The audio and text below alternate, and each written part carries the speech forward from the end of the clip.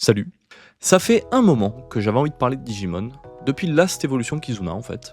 Et c'est vrai que j'avais vu le film il y a quelques temps et je l'avais trouvé très intéressant. Mais le truc, c'est que j'étais plus vraiment certain de savoir ce que valait réellement la franchise Digimon. J'avais partie de cette très petite proportion de la population française qui ont davantage été bercés par Digimon que par Pokémon. J'ai jamais eu de peluche ou encore de jouets Pokémon, et mis à part un jeu sur Game Boy et quelques cartes récupérées de mes frères, j'ai jamais vraiment été pris par la fameuse Pokémania dont on a beaucoup parlé à l'époque. Par contre Digimon, ça c'était vraiment autre chose. Cassettes, jouets, peluches, j'en ai bouffé. Et le truc qui est un peu triste, et c'est quelque chose dont j'ai pris conscience en regardant Last Evolution Kizuna, c'est que j'ai quasiment aucun souvenir de l'histoire. C'est simple, le plus gros témoin de mon adoration pour Digimon, il est finalement purement matériel. C'est tous les vieux jouets que j'en ai gardés.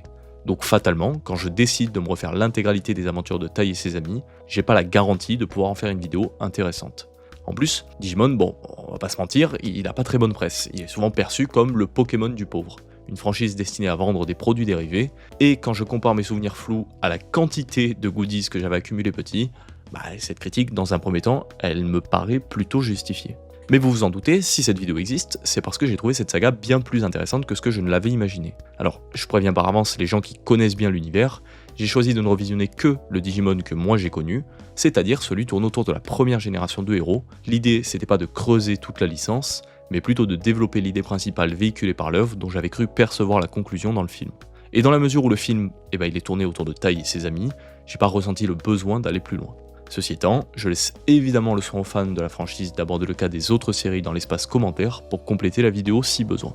Autre chose, c'est vrai que le cas de Digimon est un peu particulier car il est difficile de voir Tai comme LE personnage principal, mais il fallait un titre à la vidéo qui soit raccord avec celui des précédentes, donc c'est pour ça que Tai est à l'honneur, et évidemment que la vidéo n'est pas centrée uniquement sur lui. Voilà, maintenant que tout ça c'est dit, voyons ensemble comment une œuvre souvent boudée aborde superbement la thématique de l'enfance et le passage à l'âge adulte. Voyons ensemble comment grandir comme Tai et ses amis.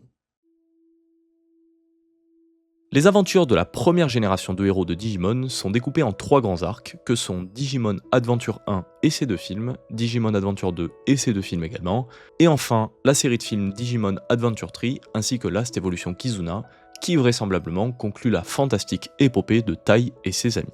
Il y a plus de 20 ans qui séparent le premier épisode de Digimon de son dernier film.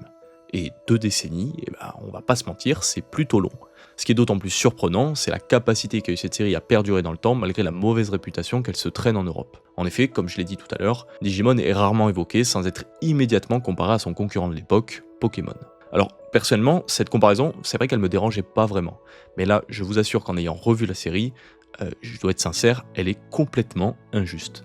Ce qui m'a poussé à me replonger dans Digimon après avoir eu Last Evolution Kizuna, ironiquement, c'est le fait d'être passé à côté de certains enjeux du film à cause de certaines références aux saisons précédentes. Contrairement à un film Pokémon, où quelques notions basiques de l'histoire suffisent à rentrer dedans, Last Evolution Kizuna m'a semblé un peu moins accessible sans une vraie connaissance de la série. Et pour cause, ce film c'est l'aboutissement d'un long développement narratif solidement ancré dans un passé superbement construit. Mais alors du coup, pourquoi cet aspect m'a autant intrigué ? Tout simplement parce que prendre le risque de rendre un film moins accessible au grand public en l'ancrant dans les événements passés témoigne d'une histoire où la forme et le fond sont intimement liés. Et c'est cette profondeur narrative qui construit une grande partie de la singularité de Digimon qui m'a intrigué et qui selon moi mérite qu'on s'y attarde. Last Evolution Kizuna n'est pas seulement émouvant pour ce qu'il montre à l'écran, il l'est surtout pour ce qu'il symbolise pour les fans. Et ça, c'est le fruit de tout ce que les saisons précédentes ont introduit, construite et patiemment travaillé au fil des années. Et du coup ça nous renvoie directement au début de Digimon avec Digimon Adventure 1. Digimon Adventure 1 est arrivé chez nous en 2000, durant la période charnière de la démocratisation d'Internet et du numérique. Et c'est d'ailleurs ce contexte qui va grandement inspirer Akiyoshi Hongo pour créer son histoire. Digimon, c'est l'histoire de 7 enfants, originaires de Tokyo, qui vont partir en camp de vacances durant l'été. Peu de temps avant leur départ, il y a des choses inhabituelles qui se produisent sur Terre, notamment des dérèglements climatiques assez importants. Et durant le camp, ces événements ils vont s'intensifier. Et il y a un violent raz-de-marée qui va s'abattre sur le camp et transporter nos 7 héros dans un monde parallèle, le Digimonde. À leur réveil, les enfants portent tous sur eux un mystérieux appareil numérique, le Digivice, dont on apprendra les fonctions plus tard, et très vite, ils feront la rencontre de 7 petits monstres décidément très enjoués par la rencontre avec nos héros, et ces drôles de créatures, vous vous en doutez, ce sont nul autre que les Digimon. À partir de là, une longue quête va s'annoncer pour nos héros, d'abord soucieux de retourner chez eux, ils vont très vite comprendre que des choses louches se trament dans le Digimonde, une menace commune aux deux univers auxquels eux et leurs nouveaux compagnons devront faire face pour le maintien de l'équilibre et la paix entre les deux mondes. Alors, bien que l'on recense 3 principaux antagonistes dans l'histoire, le véritable combat que les 7 enfants vont mener tout au long de la série, c'est celui qu'ils vont mener contre eux-mêmes. Pour vaincre un Digimon maléfique, il n'y a pas 100 000 options. Les Digimon des héros doivent être plus puissants. Cependant, cette puissance ne vient pas avec un entraînement intensif. Pour progresser, les Digimon doivent être capables de digivolver à un niveau suffisant pour vaincre leurs ennemis. Et ça, ça repose entièrement sur la volonté des Digisauveurs. Chaque nouvelle digivolution, c'est le fruit d'un apprentissage et d'une prise de conscience de la part des héros. Les Digimon sont une extension des Digisauveurs, comme le rappelle souvent la série. Pour faire grandir leurs Digimon, les enfants doivent d'abord grandir eux-mêmes. Et lorsque l'histoire commence, nos 7 héros apparaissent comme des archétypes presque caricaturaux, un petit peu à la manière des personnages de nombreux animés ou dessins animés classiques. On a le héros fonceur qui est sûr de lui, un rival froid et posé, un garçon peureux, un génie, une fille coquette, etc. C'est un procédé assez courant, il permet de rendre chaque personnage immédiatement identifiable. Cependant, dans Digimon Adventure 1, ces stéréotypes ont un but bien précis. Toute l'histoire est centrée sur l'évolution personnelle des Digisauveurs. Les créateurs n'ont pas seulement donné à leurs personnages des traits de personnalité marqués, ils ont également pris soin de les doter d'une histoire personnelle qui explique parfois ces traits. Alors, on n'est pas sur des flashbacks aussi développés que dans One Piece, mais ces petits éléments de contexte suffisent largement à justifier leur comportement et les contraintes qui pèsent sur leurs épaules d'enfants. Construire un passé pour donner du sens au futur et à l'évolution des personnages était crucial pour Digimon Adventure 1. Chaque phase de digivolution des Digimon est directement liée à une étape d'apprentissage de leur Digisauveur. Les digivolutions surviennent généralement lorsque les héros prennent conscience d'eux-mêmes et franchissent une étape de leur développement personnel. Cependant, ce schéma, il s'applique pas systématiquement. Prenons l'exemple de Tai et Izzy, la première véritable digivolution d'Agumon et d'Antomon ne semble pas découler d'une réelle prise de conscience de la part de leur partenaire. Et ça, ça pourrait s'expliquer par le fait que les deux personnages possédaient déjà, en arrivant dans le Digimonde, la maturité et la connaissance de soi nécessaires pour permettre à leur partenaire de digivolver. Bien que ça reste hypothétique, cette théorie correspond parfaitement à leur personnalité respective. L'évolution des personnages dans Digimon Adventure est également empreinte de nuances. Par exemple, TK progresse beaucoup plus lentement que les autres, ce qui est cohérent avec son jeune âge et son manque d'expérience. A l'inverse, Tai et Matt atteignent un niveau de digévolution supérieur à celui des autres, et ça, on pourrait l'attribuer à leur statut d'aîné qu'ils ont dans leur famille. Dès le plus jeune âge, ils ont dû assumer davantage de responsabilités, ce qui leur a conféré une certaine maturité. Et d'ailleurs, ce qui vient confirmer cette théorie selon moi, c'est le fait que ce soit les Digimon de TK et Kari qui aient permis la super digivolution de Metal Greymon et Wergarurumon. Autre chose intéressante que j'ai remarqué dans Digimon, on distingue 3 formes principales de digivolution, ainsi que 3 grands antagonistes, et ça, je trouve que ça fait écho aux 3 grandes étapes de la vie que sont l'enfance, l'adolescence et l'âge adulte. Le premier arc est centré autour du Digimonde, un univers fantastique que les héros découvrent avec l'innocence et la curiosité propres à l'enfance. Ils vont faire de nombreuses rencontres et vont découvrir un paquet de choses, parmi lesquelles le mal, incarné par Devimon. Le deuxième arc se déroule à moitié dans le Digimonde et à moitié dans le monde réel. Je trouve que cet entre-deux est à l'image de ce que représente l'adolescence. Les héros y affrontent Myotismon et doivent également composer avec des relations souvent conflictuelles avec leurs parents, un trait caractéristique de cette étape de la vie où l'on cherche à s'émanciper. Et enfin le dernier arc, qui se déroule à nouveau dans le Digimonde, où les héros doivent affronter Piemon. Cette fois, les adultes s'en remettent entièrement à eux, reconnaissant qu'ils ne sont plus de simples enfants après leur victoire contre Myotismon. Ça reflète le passage à l'âge adulte, une période où nos parents acceptent de nous laisser prendre notre envol. Les responsabilités sont alors immenses, tout comme celles auxquelles nos héros doivent faire face à ce moment-là de l'histoire. Grâce à cette construction narrative, peut-être pas toujours volontaire, les réalisateurs ont réussi à inscrire de belles morales dans Digimon Adventure 1. Certes, ces messages peuvent sembler un peu simplistes ou creux pour un regard d'adulte, mais ils restent très pertinents et marquants pour les enfants et les jeunes adolescents. Et c'est là que, contrairement à l'image que je m'étais fait de la série, Digimon Adventure 1 m'est apparu comme une œuvre étonnamment réfléchie. Oui, son esthétique est clairement pensée pour vendre des jouets, mais sa véritable force réside dans son histoire et dans le développement de ses personnages. On prend plaisir à voir les héros grandir, non seulement parce que leur prise de conscience et certains dialogues sont touchants, mais aussi parce que ces moments sont aussi synonymes d'une nouvelle digivolution qui sont toujours hyper sympas à découvrir. Les réalisateurs ont réussi à mêler fond et forme, et franchement j'ai été hyper surpris par la qualité narrative de la série. Cependant, il y a évidemment tout qui est pas parfait, faut rester honnête. Sur le plan technique, l'animation, elle est difficile à regarder aujourd'hui, il y a un recyclage de plans qui est omniprésent. Alors bon, pour une série de l'époque, c'est pas vraiment surprenant. En fait, le vrai reproche que je pourrais faire à la série, c'est vraiment l'écriture des méchants qui est un peu trop simpliste. Les antagonistes manquent vraiment de profondeur, c'est une opposition très manichéenne entre le bien et le mal, avec une tentative timide d'apporter un peu de nuance dans le tout dernier antagoniste. Malheureusement, l'idée, elle est pas très bien amenée et elle est pas franchement exploitée jusqu'au bout. Et c'est assez regrettable car les méchants auraient pu servir à renforcer les prises de conscience des héros en confrontant leurs choix et leurs convictions. C'est le genre d'échange qui est souvent très riche narrativement et qui aurait permis aux personnages de grandir davantage. Et cette occasion manquée, c'est vraiment pour moi le principal défaut de la série Digimon Adventure 1. Vient ensuite Digimon Adventure 2. L'histoire se déroule 3 ans après que Tai et ses amis aient sauvé le Digimonde. Chacun d'eux a désormais repris une vie normale et tout semble aller pour le mieux dans les deux mondes. Mais la paix sera de courte durée puisqu'un mystérieux individu, le Digimon Kaiser, sème le trouble en réduisant les Digimon à l'esclavage grâce à des tours noirs qui bloquent la Digivolution. Heureusement, 3 nouveaux Digisauveurs, rejoints par Tekka et Kari, découvrent des œufs spéciaux leur permettant de contourner cette restriction et de faire évoluer leurs Digimon d'une manière inédite. Ensemble, Davis, Yolei, Cody, Tekka et Kari partent en mission pour découvrir l'identité du Digimon Kaiser et mettre fin à ses agissements.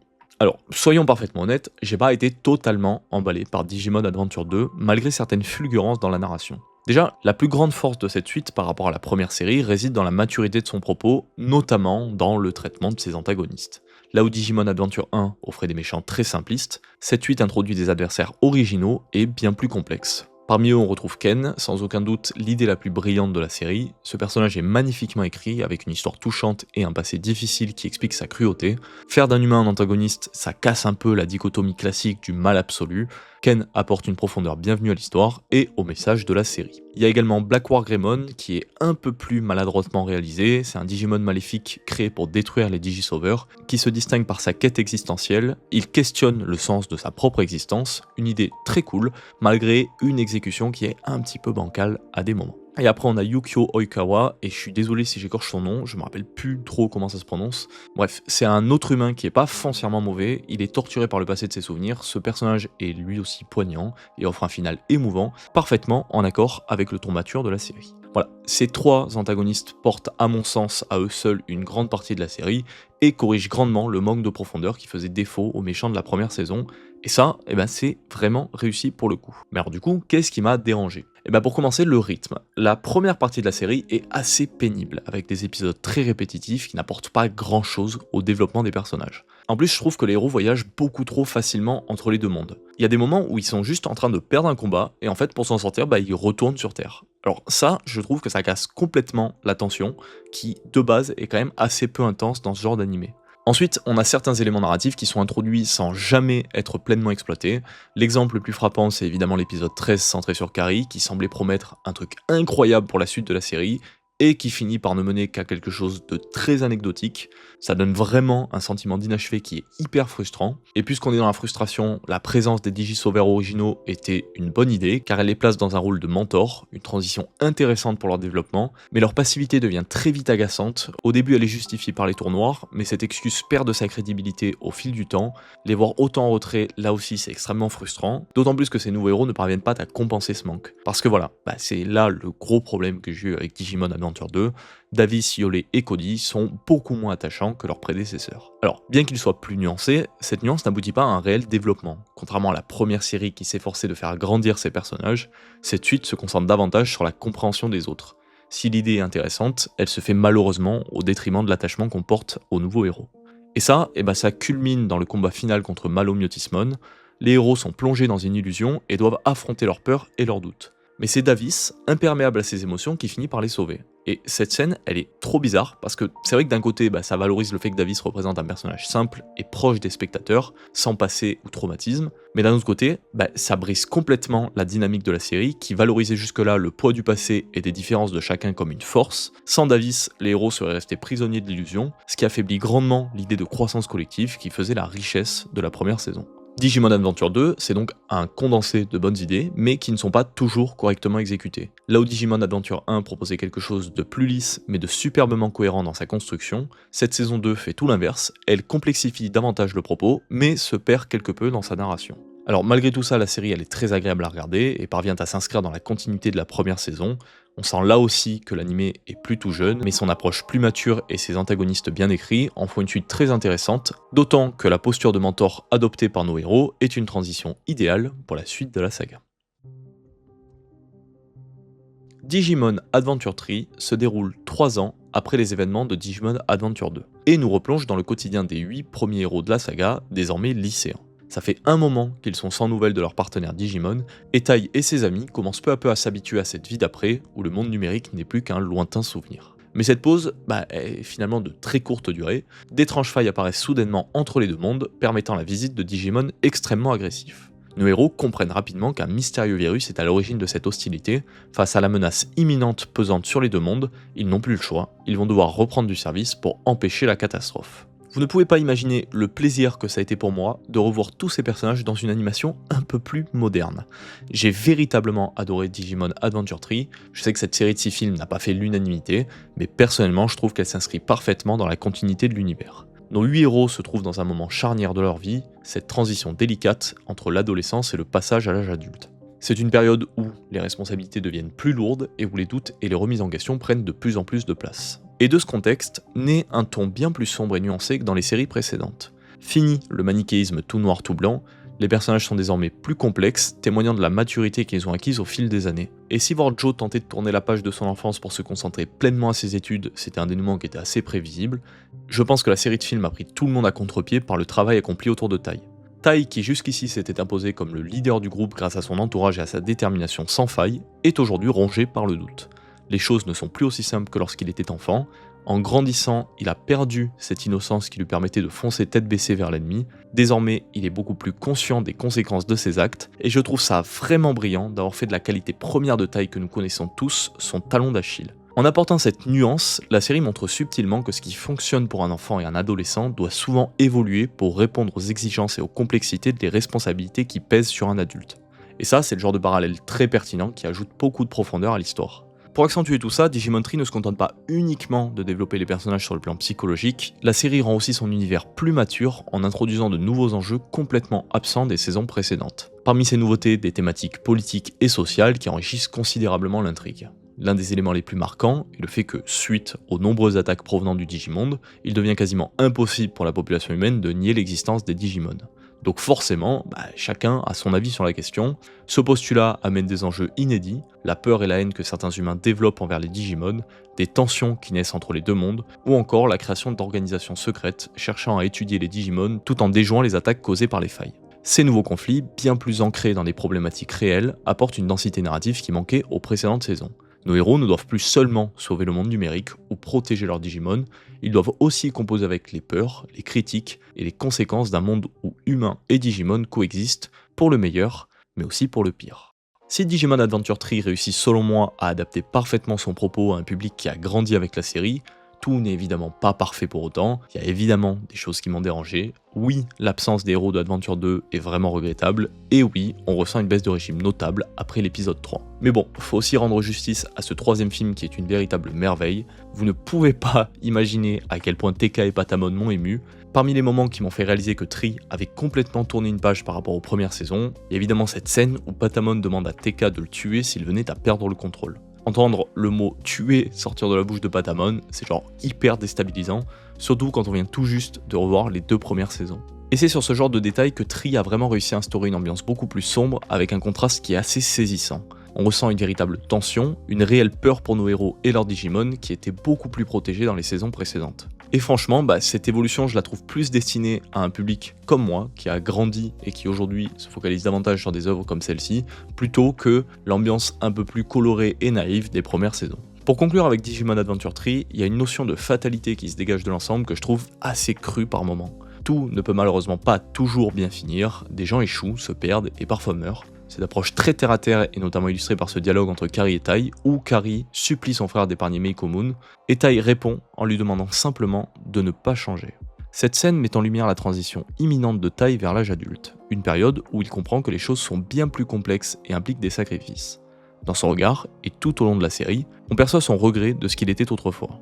Il sait qu'il est trop tard pour lui, qu'il fait le bon choix en tant qu'adulte, mais malgré tout, il encourage sa sœur à persévérer dans son innocence d'enfant le plus longtemps possible. Il est conscient qu'il était plus heureux avant, quand les décisions n'étaient pas empreintes à autant de conséquences. Ce tournant, il est d'ailleurs illustré par Matt, qui soutient Tai en déclarant qu'ils ne sont plus des Digisauveurs. Ce simple constat sous-entend que cette époque manichéenne où le bien et le mal étaient clairement définis et révolus, désormais, ils doivent affronter des choix difficiles qu'ils n'auraient jamais imaginés dans le passé. Ce dialogue, il est lourd de sens car il permet d'entrevoir ce que Digimon est en train de devenir. Une œuvre où les héros s'éloignent de plus en plus de ce qu'ils étaient au début, de l'essence même de Digimon, naïf, coloré et rempli de l'insouciance propre à l'enfance. Et tout ça, ça nous conduit naturellement au point final de cette aventure, Digimon Last Evolution Kizuna. Digimon Last Evolution Kizuna se déroule 4 ans après les événements de Digimon Adventure 3. Nos héros désormais étudiants ou jeunes actifs mènent des vies relativement tranquilles. Mais ce calme, une fois n'est pas coutume, n'est que de courte durée, un phénomène étrange s'étend à travers tout le Digimonde, plongeant les Digisauveurs dans le coma et faisant disparaître leurs partenaires Digimon. En parallèle, un mystérieux compte à rebours commence à apparaître sur les Digivice de Tai et Matt. Et cette espèce de chronomètre marque en fait le temps qu'il leur reste à passer aux côtés de leurs partenaires Digimon. Nos héros découvrent alors une terrible vérité, lorsqu'un Digisauveur devient adulte, son partenaire Digimon disparaît. Une terrible et ultime lutte va alors s'engager entre Tai, Matt et nos héros pour venir à bout de cette nouvelle menace. Ce film est absolument magnifique. Last Evolution Kizuna est l'aboutissement de toutes ces années à développer l'univers de la série, le point final des aventures de Tai et ses amis. Et évidemment, c'est un torrent d'émotions pour tous les fans de la première heure.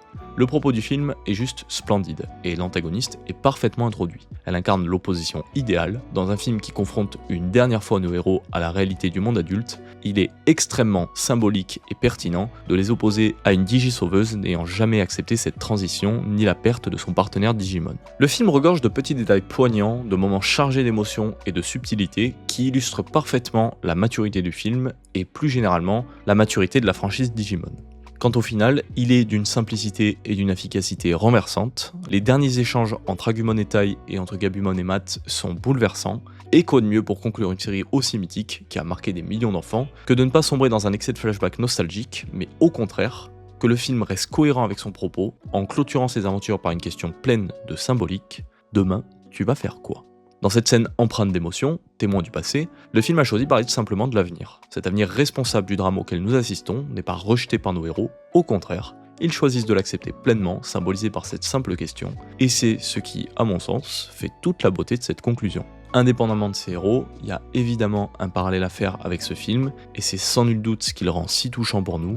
Last Evolution Kizuna n'est pas seulement un adieu pour Tai et ses amis, c'est également un adieu pour ses fans de la première heure. Tout comme Tai et ses compagnons, nous avons grandi. Aujourd'hui, les Digimon occupent une place bien plus discrète dans nos vies. Les enfants que nous étions en 2000 sont devenus des adultes. Même si l'amour que nous portons à la série reste intact, l'impact de Digimon dans notre quotidien est désormais presque inexistant. Nous avons évolué, nous nous sommes construits, et ce film nous rappelle cette vérité avec douceur, mais aussi avec une certaine mélancolie. Ces derniers adieux marquent la fin des Digisauveurs qui nous ont fait rêver. Et comme eux, nous devons maintenant tourner la page de Digimon, sans pour autant oublier tout le bonheur et les leçons que cette série nous aura apportées. Bon, je pense avoir dit tout ce que j'avais à dire sur Digimon, j'espère n'avoir commis aucune erreur ou oublié de points importants. Si vous remarquez des choses à redire ou si vous avez des axes intéressants pour compléter la vidéo, n'hésitez pas, comme toujours, à utiliser l'espace commentaire. Merci pour ceux qui auront écouté la vidéo jusqu'au bout, ce sera tout pour moi, à très bientôt.